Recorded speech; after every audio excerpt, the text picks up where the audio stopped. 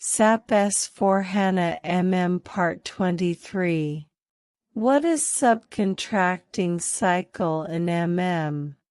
In subcontracting, we send raw material or input material to subcontractor and then receive the finished goods.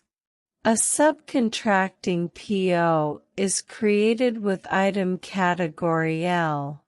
Input material is sent to vendor for processing with movement type 541.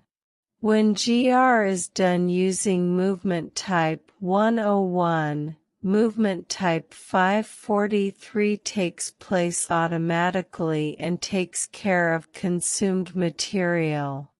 What is the difference between contracts and scheduling agreements?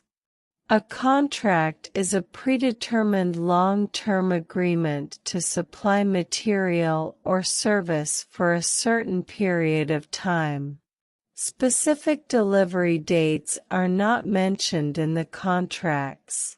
Contracts can be of two types: value contract or quantity contract. In scheduling agreements, we can enter scheduling lines which gives details of quantity that should be delivered on specific date.